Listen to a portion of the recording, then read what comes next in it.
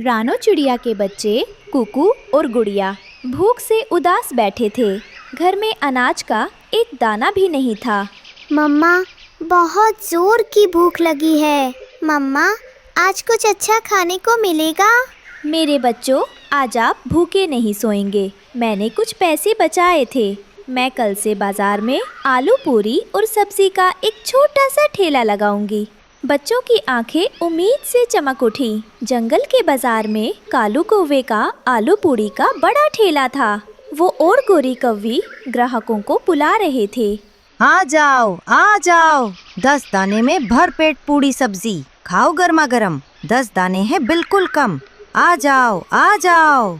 ये लो मोटी चोंच वाले तोते, और सुनो, अगली बार से 12 दाने लगेंगे। कालू भैया, आपकी सब्जी में तो आलू कम और पानी ज्यादा दिख रहा है। खाना है तो खाओ। दोस्तों, ये रहे हमारी आज की वीडियो के प्यारे सब्सक्राइबर्स और फॉलोअर्स के नाम। मनीषा, फरहाना खान, लकी, शहजादी। जो नहीं चुने गए, चिंता मत करो, अगली बार तुम भी बन सकते हो जंगल के सुपरस्टार। दोस्तों, अगर आप भी चाहते हैं मैं आपका नाम अपनी कहानी में लूं, तो देर किस बात की, जल्दी से कमेंट करके अपना नाम हमें भेजें। वरना आगे बढ़ो। अगले दिन रानो चिड़िया ने कालू के ठेले से थोड़ी दूर एक पेड़ के नीचे अपना छोटा सा साफ सुथरा ठेला लगाया। वो गर्मा गर्म पूड़ियाँ तल रही थी। हे भगवान, मेरे बच्चों की किस्मत अब आपके हाथ में है। उसकी सब्जी की ताज़ी और अच्छी खुशबू पूरे बाजार में फैलने लगी। बंटी कबूतर और बबली कबूतरी रानो के ठेले के पास आए। अरे रानो बहन, आपने कब से ठेला लगाना शुरू कर दिया? बंटी भैया, बस आज पहला ही दिन है। बच्चों का पेट पालने के लिए कुछ तो करना था। वाह, कितनी स्वादिष्ट सब्जी और पूरी है, और आपने 5 दाने में इतनी सारी दी। कालू तो 10 दाने में भी ठीक से पेट नहीं भरता। बंटी और बबली ने रानो की बहुत तारीफ की। देखते ही देखते रानो के ठेले पर भीड़ लगने लगी। हरिया तोता और हरियाली तोती भी अपने बच्चों के साथ वहीं आ गए। कालू कौवे का ठेला खाली पड़ा था। जी, देखा आपने, इस मनहूस रानो ने हमारे सारे ग्राहक छीन लिए। ये मेरे बाजार में राज करेगी, ऐसा मैं होने नहीं दूंगा। इसका कुछ करना ही पड़ेगा। उस रात जब सब सो गए थे, कालू और गोरी चुपके से रानो के ठेले के पास आए। मैं इसकी बची हुई सब्जी में बहुत सारा नमक मिला देता हूँ, और मैं उसके गुथे हुए आटे में ढेर सारी मिट्टी और कंकड़ मिला देती हूँ। कल जब सब पंछी ये खाएंगे तो इसका सारा नाम मिट्टी में मिल जाएगा। अगली सुबह रानो ने हमेशा की तरह अपना ठेला खोला। उसके पहले ग्राहक हरिया तोता और उनके बच्चे थे। आइए भैया, आज की पूड़ी सब्जी खाइए। जैसे ही हरिया तोते ने पूड़ी का एक टुकड़ा खाया, उसने तुरंत थूक दिया। रानो बहन, ये क्या मजाक है? सब्जी इतनी खारी है कि जबान जल गई। और आटे में तो देखो, सिर्फ कंकड़ और मिट्टी भरी है। नहीं भैया, मुझे नहीं पता ये कैसे हुआ। हमें लगा आप अच्छी है, पर आप भी कालू की तरह धोखेबाज निकली। सारे पंछी रानो को धोखेबाज कहकर चिल्लाने लगे। कोई उसकी बात सुनने को तैयार नहीं था। रानो चिड़िया वहीं जमीन पर बैठकर फूट फूट कर रोने लगी। मैंने कुछ नहीं किया, मेरा विश्वास करो, मेरे बच्चों का क्या होगा? रानो अपना टूटा फूटा सामान लेकर रोते हुए घर लौट गई। कालू और गोरी ये सब देखकर बहुत खुश थे। भाग गई, अब पूरा बाजार हमारा है। बंटी कबूतर, जिसने रात में कालू और गोरी को रानो के ठेले पर मिलावट करते देख लिया था, गुस्से में सीधा हरिया तोते के घर पहुंचता है। हरिया तोता सुबह के धोखे से अभी भी नाराज बैठा था। हरिया भैया, गजब हो गया। क्या गजब हो गया बंटी? देख लिया ना रानो का काम। हम सब ने उस पर भरोसा किया और उसने हमें कंकर खिला दिए। नहीं भैया, यही तो गलती हो गई। रानो ने हमें धोखा नहीं दिया, धोखा तो उसके साथ हुआ है। क्या क्या मतलब है आपका? साफ साफ बताइए। मैंने रात में कुछ आहट सुनकर छुप कर देखा था। ये लालची कालू और गोरी थे। इन दोनों ने रानो की सब्जी में खारा नमक और आटे में कंकर मिलाए थे। क्या उस कालू की इतनी हिम्मत? उसने एक गरीब माँ की रोजी रोटी छीनने के लिए इतनी नीच हरकत की? हाँ भैया, और हम सब ने मिलकर उस बेचारी रानो को ही भला बुरा कह दिया। वो रोती हुई घर गई है। नहीं, अब हम चुप नहीं बैठेंगे। उस लालची कालू को उसकी करनी का फल मिलना ही चाहिए। चलिए बंटी भाई। हरिया तोता और बंटी कबूतर गुस्से में कालू के ठेले की तरफ उड़ चलते हैं। कालू और गोरी अपने ठेले पर बैठकर जश्न मना रहे थे। तभी बंटी कबूतर और हरिया तोता वहां पहुंचते हैं। जंगल वालों, रानो धोखेबाज नहीं है। धोखेबाज तो ये लालची कालू और गोरी हैं। क्या मतलब बंटी? मैंने रात को इन्हें रानो के ठेले पर नमक और कंकर मिलाते हुए देखा था। झूठ, ये झूठ बोल रहा है। इसके पास क्या सबूत है? सबूत तो कालू भैया के पंखों पर ही है। अगर ये झूठ है तो कालू भैया, आपके पंखों पर ये सफेद आटा कहाँ से लगा? कालू ने घबराकर अपने पंख देखे, जिन पर रात में मिलाया हुआ आटा लगा रह गया था। सब पंछी सच जान गए। सभी पंछियों ने गुस्से में कालू और गोरी के ठेले से सामान खरीदना बंद कर दिया। कालू, तुमने अपनी लालच में एक गरीब माँ की रोजी रोटी छीनने की कोशिश की।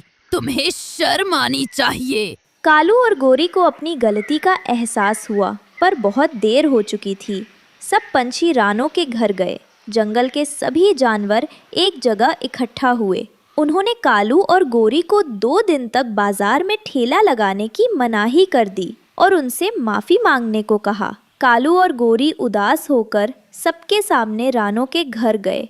रानो बहन, हमें माफ कर दो। हमने अपनी लालच में तुम्हारा ठेला खराब किया। हम शर्मिंदा हैं।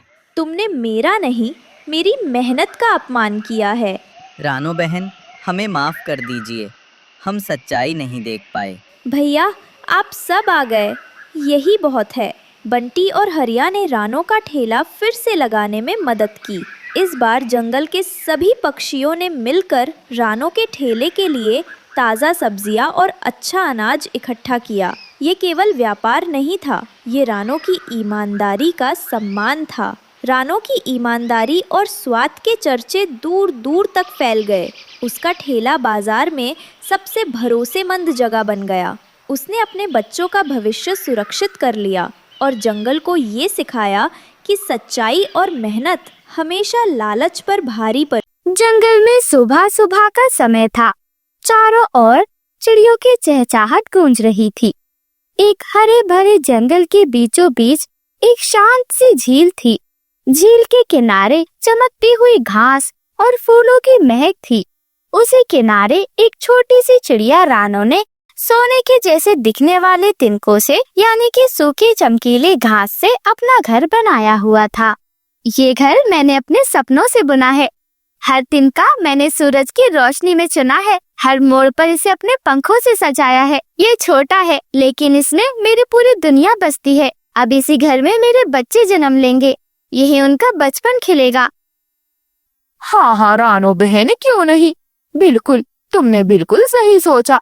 बहुत सुंदर घर है तुम्हारा। जंगल के सभी पक्षी तुम्हारे घर की तारीफ करते हैं। हरियाली भी कह रही थी कि देखो देखो, रानो चिड़िया ने तो कमाल कर दिया। बिल्कुल ऐसा घर बनाया है जैसे सोने से बना हो। धूप में तुम्हारा घर ऐसे चमकता है जैसे धूप में कोई सोना चमक रहा हो।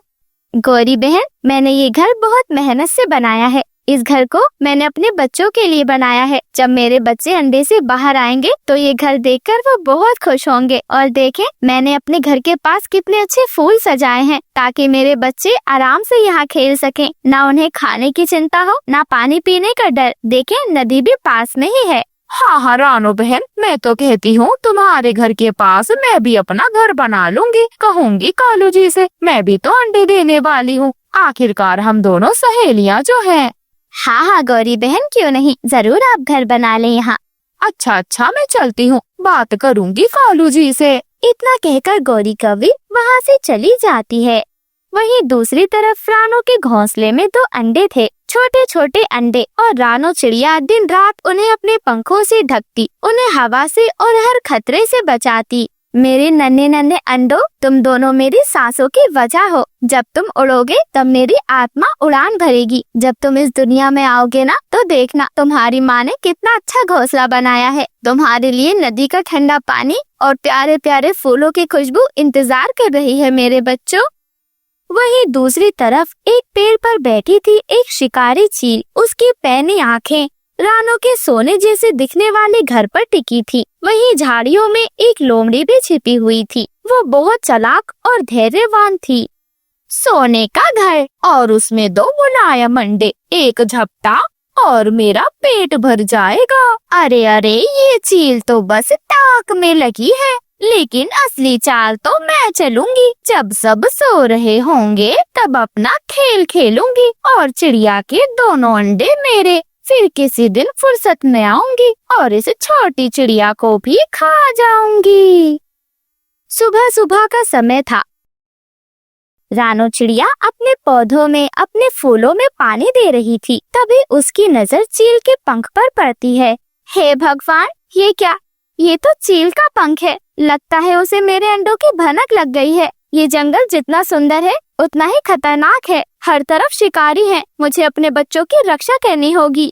पास के पेड़ पर बैठा हुआ मिठू तोता उसकी सारी बातें सुन रहा था। जब उसने रानो चिड़िया की चिंता सुनी तो वो ऊपर से ही कहता है, अरे रानो बहन, डर मत, तेरा सोने का घर है, लेकिन इसकी असली ताकत तेरे प्यार में है। मैं तेरा साथ दूंगा। अगर हम साथ रहे तो कोई भी शिकारी पास नहीं आ पाएगा।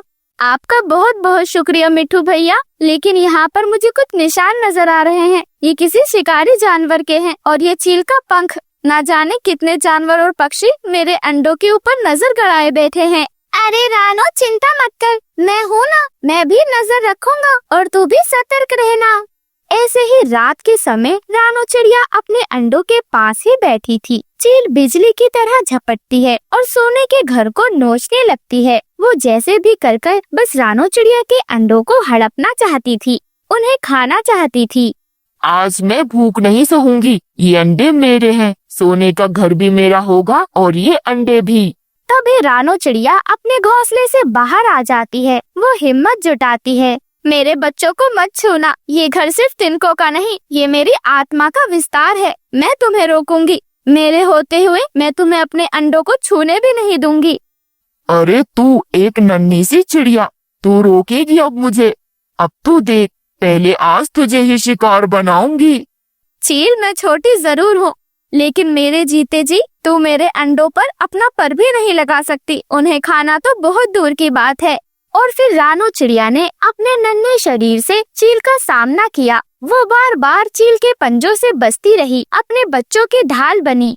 जब तक मेरी सांसें चल रही है, कोई मेरे बच्चों को छू नहीं सकता। मैं माँ हूँ और माँ की ताकत को कोई मात नहीं दे सकता। चील, एक माँ को कभी कम मत आंकना। शोर की आवाज सुनकर मिठू तोता भी उड़ते हुए वहाँ पर आ जाता है और वो चील की आंखों पर वार करता है। अरे भाग जा चील, ये घर माँ के प्यार से बना है। तेरी भूख इसकी दीवार नहीं तोड़ सकती। अभी मैं शोर मचाकर जंगल के सभी पक्षियों को इकट्ठा कर लूंगा और फिर देखना, तेरे पंख नोच कर फेंक देंगे सब। इतना सुनकर चील चौंक जाती है और वो उड़कर वहाँ से भाग जाती है। मिठू भैया, तुमने मेरी मदद की, तुमने मेरी उम्मीद को बचा लिया। अगर आज तुम ना होते तो एक माँ हार जाती।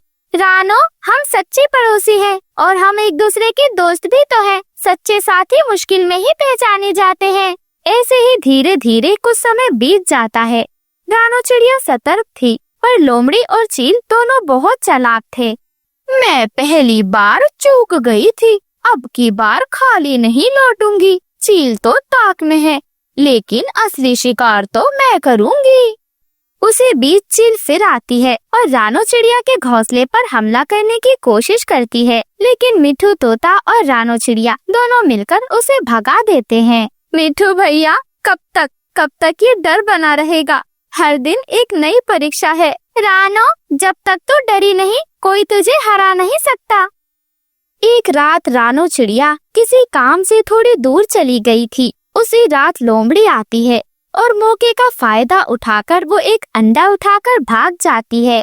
जब रानो चिड़िया अपने घोंसले में लौटती है तो अपना अंडा वहाँ ना पाकर वो तो बुरी तरह टूट जाती है। नहीं, मेरी बच्ची, मेरा सपना, सब कुछ अधूरा रह गया। मैं सोचती थी कि मेरे दोनों बच्चे साथ उड़ेंगे, लेकिन अब तो मेरा आकाश ही अधूरा है। रानो के रोने की आवाज सुनकर मिठू तोता और बंटी कबूतर दोनों उसके पास आ जाते हैं।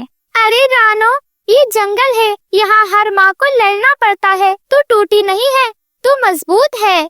हाँ हाँ रानो बहन, अब मैं भी तुम्हारे साथ हूँ। हम तीनों मिलकर इस अंडे में से बच्चा निकलने तक तुम्हारी देख रेख में रहेंगे। तुम बिल्कुल भी चिंता मत करो, अब तुम्हारे अंडे पर किसी की नजर भी नहीं पड़ने देंगे हम।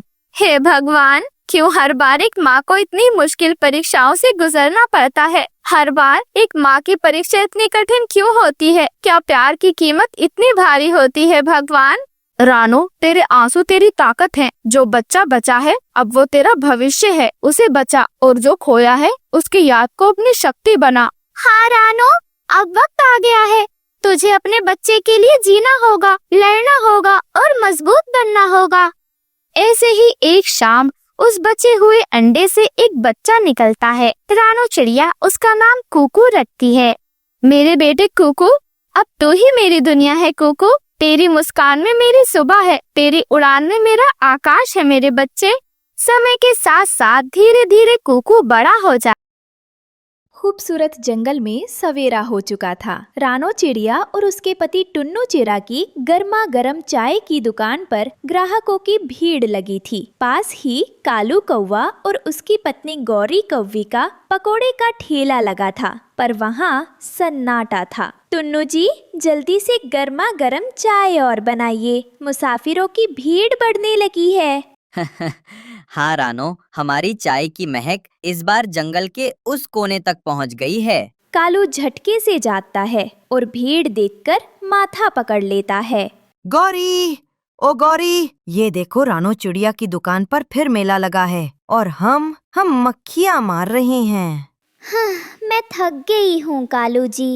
इनके समोसे में ऐसा क्या है जो सब यहीं आते हैं? हमें भी कोई आसान रास्ता ढूंढना होगा अमीर बनने का।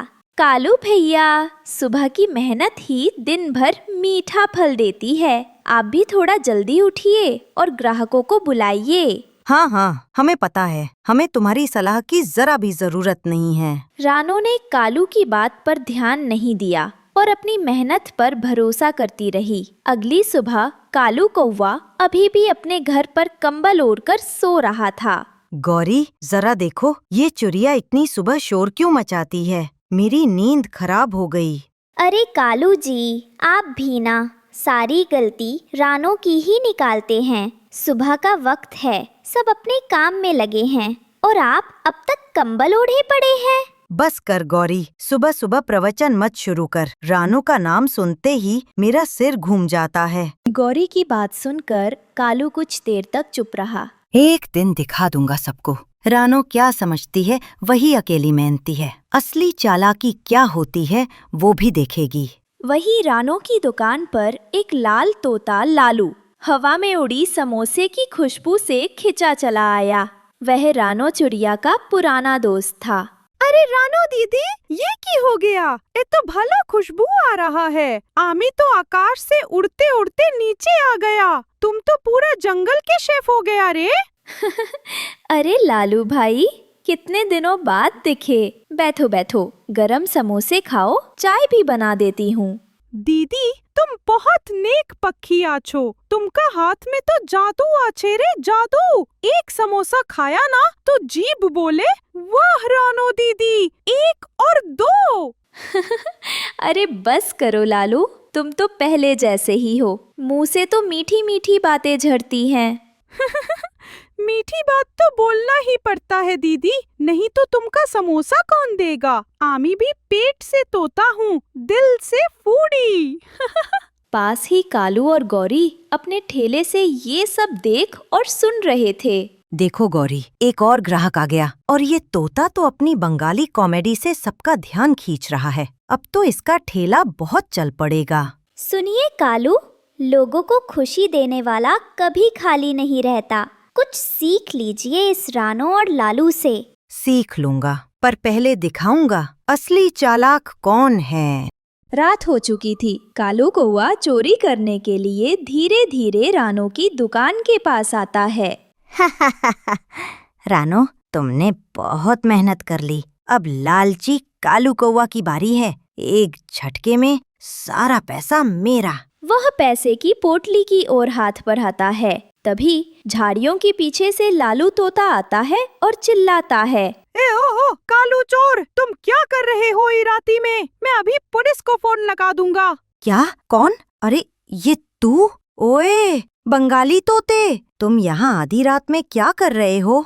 आमी तो सुरक्षा गार्ड आछी। मैं रात को ए एरिया में ड्यूटी करे। कालू कौवा लालू तोते की बात सुनकर वहाँ से बहाना बनाकर भाग जाता है। अगले दिन रानो और टुन्नू चिड़ा के पास लालू तोता आया और सारी रात की कहानी बताने लगा। क्या कोई चोरी करने आया था?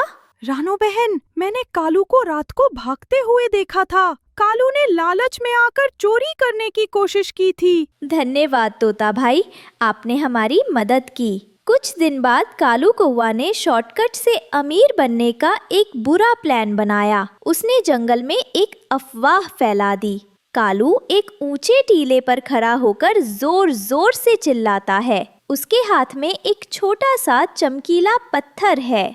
सुनो सुनो जंगल के पक्षियों, मेरे पास एक जादुई पत्थर है। ये कोई साधारण पत्थर नहीं, ये जादुई फल है। जो भी मुझे अपनी सारी कमाई देगा, उसे मैं ये पत्थर दूंगा और वो रातों रात अमीर बन जाएगा। कई पक्षी लालच में आकर कालू को पैसे देने लगते हैं। मिट्ठू तोता ये सब देखकर रानो के पास आता है। रानो बहन, यहाँ क्या कर रही हो? देखो, सब कालू को अपने मेहनत के पैसे दे रहे हैं। तुम भी अपनी बचत क्यों नहीं दे देती? नहीं तोता भाई, मुझे अपनी मेहनत पर ज्यादा भरोसा है। दुनिया में कोई जादुई फल या पत्थर नहीं होता जो बिना कान किए हमें अमीर बना दे। ये कालू का लालच का जाल है और लालच का फल हमेशा कड़वा होता है। तुम बिल्कुल ठीक कह रही हो रानो। जंगल के कई पक्षी कालू के झांसे में आ गए, लेकिन रानो चिड़िया अपनी ईमानदारी और मेहनत के रास्ते पर अडिग रही। कालू कौवा का जादुई पत्थर का जाल तुरंत काम कर गया। कई भोले और लालची पक्षियों ने अपनी मेहनत की कमाई उसे दे दी। वहीं एक बरगद के पेड़ के नीचे लालची कबूतर, उसकी पत्नी बबली कबूतरी, हरियाली तोती और बुलबुल आपस में बात कर रहे थे।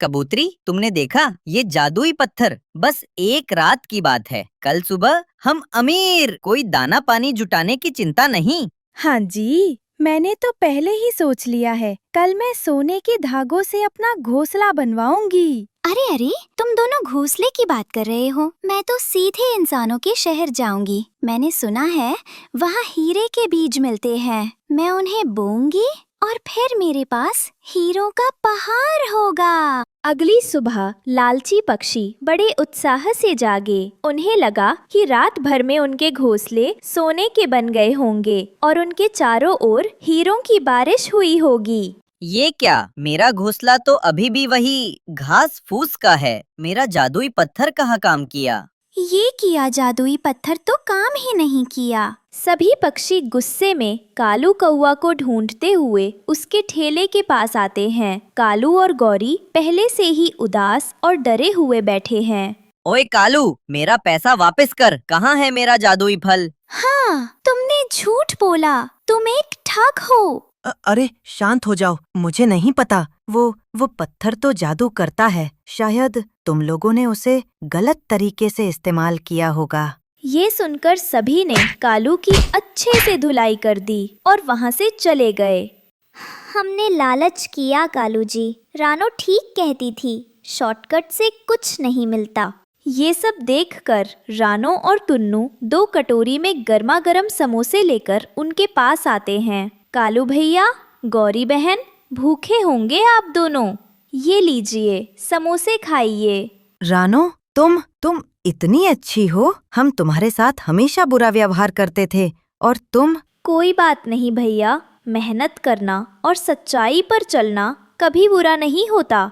मेहनत ही असली जादू है। अगर आप कल से अपनी दुकान पर ईमानदारी से मेहनत करेंगे तो आपका काम भी जरूर चलेगा। हाँ कालू भाई, हम भी तुम्हारी मदद करेंगे। शुक्रिया रानो तुन्नो, तुमने मेरी आंखें खोल दी। अब मैं लालच छोड़ दूंगा और मेहनत से काम। रानो चिड़िया बूढ़ी फाख्ता के साथ ही रहा करती थी। बूढ़ी फाख्ता अब कुछ ज्यादा ही बीमार रहने लगी थी। रानो, रानो बेटी, मुझे लगता है मेरा आखिरी वक्त आ गया है। तुमने मेरी बहुत सेवा की है, ये घर मैं तुम्हें देती हूँ। माँ जी, ऐसी बातें मत करें, आपको कुछ नहीं होगा। कुछ देर बाद बूढ़ी फाख्ता की आंखें बंद हो जाती हैं। सारे जंगल में ये बात फैल जाती है। फाख्ता भी चल बसी है बेचारी। मिठू जी, वो अब बूढ़ी हो चुकी थी, जाना तो था ही उसने, अब उसका घर कौन लेगा? सुना है रानो चिड़िया ने बहुत सेवा की है उसकी। हाँ, फाख्ता भी ने रानो चिड़िया को अपनी बेटी बनाया था। कालू जी, सुना है फाख्ता भी चल बसी है, अब उसका घर कौन लेगा? गोरी, हमें कोई प्लान बनाना होगा। हम कब तक इस टूटे घोंसले में रहेंगे? कालू जी, मेरे दिमाग में एक आइडिया आया है। गोरी कालू के कान में कुछ बताती है। हाँ, ये ठीक रहेगा, चलो हम चलते हैं। कालू कव्वा और गौरी कव्वी अपने घर से निकलते हैं। बाहर जंगल में बारिश हो रही थी। वो बारिश में उड़ते हुए जाते हैं और बूढ़ी फाख्ता के घर के दरवाजे पर दस्तक देते हैं। रानो चिड़िया दरवाजा खोलती है। चल भी चिड़िया, अब निकल इस घर से। क्या कालू भाई, आप ये क्या कह रहे हैं? मैं इस घर से क्यों निकलूं? ये घर फाख्ता भी मुझे देकर गई हैं। फाख्ता भी ये घर तुम्हें कैसे दे सकती हैं? उसने तो ये घर पहले ही हमें बेच दिया था। झूठ झूठ बोल रहे हो आप। मैं इस घर से कहाँ जाऊंगी, मैं यहीं रहूंगी। दो लगाऊंगा कान के नीचे और तुम्हारी अकल ठिकाने आ जाएगी। चल निकल यहाँ से। कालू कव्वा चिड़िया को धक्का देता है और घर से बाहर निकाल देता है। इस तेज बारिश में मैं कहाँ जाऊंगी? मुझ पर रहम करो, मुझे अंदर आने दो। कव्वे घर के अंदर जाकर दरवाजा अंदर से बंद कर लेते हैं। कालू जी, वैसे मेरे दिमाग में एक और आइडिया आया है। क्यों ना हम इस छोटी चिड़िया को अपना नौकर बनाकर रख लें। हाँ, पहले फाख्ता बी की नौकर और अब हमारी नौकर। वो दोनों हंसने लगते हैं। प्लीज दरवाजा खोलो। गौरी कव्वी और कालू कव्वा बाहर आते हैं। अगर तुम घर के अंदर आना चाहती हो तो सिर्फ एक शर्त पर ही आ सकती हो। वो क्या? तुम्हें घर का सारा काम करना होगा और जो हम कहें वो करना होगा। रानो चिड़िया सोचती है, बारिश के मौसम में तो मुझे इनकी बात माननी होगी, बाद में देख लूंगी इस गौरी और कालू को। हाँ, मुझे मंजूर है, प्लीज मुझे अंदर तो आने दो। फिर वो कव्वे रानो चिड़िया को घर के अंदर ले जाते हैं। बारिश झमझम बरस रही थी। रात हो जाती है। कव्वा और कव्वी तो घोंसले में लेटकर सो जाते हैं, जबकि रानो चिड़िया जमीन पर लेट जाती है। कैसा ज़माना आ गया है, ना जाने इन कौवों से मैं अपनी जान कैसे बचाऊंगी। ये कव्वे इस घर को भी बर्बाद कर देंगे, लेकिन मैं ऐसा नहीं होने दूंगी। सुबह हो जाती है, मगर बारिश अभी भी बरस रही थी। रानो, चलो जल्दी से घर की सफाई करो और फिर हमें जंगल जाकर मीठे फल ला कर दो। रानो चिड़िया घर की सफाई करती है और फिर बारिश में ही मीठे फलों की तलाश में निकल जाती है। वो कभी इधर जाती तो कभी उधर। आखिर उसे मीठे फलों का पेड़ मिल ही जाता है, मगर उस पर एक भी मीठा फल ना था। रानो चिड़िया फिर से उड़ती है और उसे एक जगह पर कुछ दाने नजर आते हैं। रानो चिड़िया वो दाने उठाती है और घर वापस आ जाती है। ये क्या सूखे दाने उठा लाई हो? मैंने मीठे फल का बोला था। मीठे फल का पेड़ बिल्कुल खाली था, पक्षियों ने सारे मीठे फल तोड़ लिए हैं। मैं मीठा फल कहाँ से लाऊं? जहाँ से मर्जी ला, मुझे तो मीठा फल ही चाहिए। रानो चिड़िया बारिश में भीगते हुए तोते के घर जाती है। रानो चिड़िया तोते के दरवाजे पर दस्तक देती है। इतनी तेज बारिश में कौन हो सकता है? मिठू जी, कव्वे ही आए होंगे कुछ मांगने के लिए, और कौन हो सकता है? मैं जाकर देखता हूँ। तोता दरवाजा खोलता है। रानो बहन, आप यहाँ? सब ठीक तो है? मुझे बहुत ठंड लग रही है। तोते भैया, पहले मुझे अंदर आने दे। आइए आइए रानो बहन, अंदर आ जाइए। तोता रानो चिड़िया को अपने घर ले जाता है। रानो बहन, क्या हुआ है? रानो चिड़िया सारी बात तोते और तोती को बताती है। वो दुष्ट कव्वे कभी नहीं सुधरेंगे। अभी कुछ दिन पहले ही चील रानी ने उनको बहुत मुश्किल से छोड़ा था और अब फिर से वही काम शुरू कर दिए। मुझे लगता है उनका बाहर दिल नहीं लगता। तोते भैया, अब आप ही बताएं, मैं क्या करूं? रानो बहन, उस घर पर आपका हक है। इस तरह तो सब पक्षी मुझे लालची समझेंगे। रानो चिड़िया, तुम बस 2 दिन सब्र करो। सुना है 2 दिन तक बारिशें हैं। मैं एक और फाख्ताबी को जानता हूँ जो बिल्कुल फाख्ताबी जैसी ही दिखती हैं। अगर हम उनको भूत बनाकर कौवों के सामने लाएं तो वो सब मिलकर एक योजना बनाते हैं। तोते भैया, फिर तो बहुत मजा आएगा। 2 दिन गुजर जाते हैं। एक रात रानो चिड़िया और कौवे सोए हुए थे कि उन्हें डरावनी आवाजें आने लगती हैं। गौरी कौवी डरकर उठ जाती है। हाय कालू जी, उठे कालू जी, भूत! अचानक तेजी से दरवाजा खुलता है। हाय कालू जी, मैं मर भी गई, इस कालू की आंख नहीं खुलेगी। गौरी कौवी पास पड़ा गिलास उठाकर कालू कौवे के मुंह पर मारती है। क्या हुआ, क्या हुआ? भूत! कालू जी, सामने देखे, फाख्ताबी का भूत! ये घर मेरा है, मेरा। तुम दोनों यहाँ क्या कर रहे हो? हम जा रहे हैं। फाख्ताबी, हमें जाने दो, हमें माफ कर दो। नहीं, मैं कितने दिनों से प्यासी हूँ।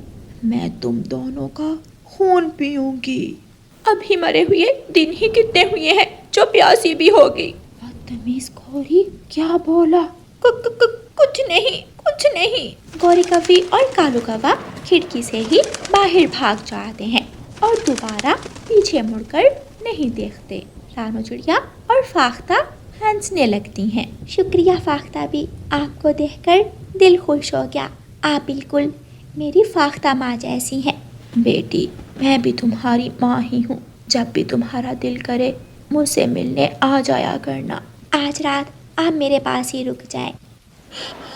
बच गए गौरी, आज तो बच गए। देखो, कहीं फाख्ताबी की आत्मा हमारे पीछे तो नहीं आ रही। गौरी कौवी अपनी आंखों पर पंख रखकर बैठ जाती है। नहीं, मैं नहीं देखूंगी। कौवे बहुत ज्यादा डरे बैठे थे। प्यारे दोस्तों, इस कहानी को लाइक, अपने दोस्तों के साथ शेयर और चैनल को सब्सक्राइब करना बिल्कुल मत भूलना। आपका धन्यवाद।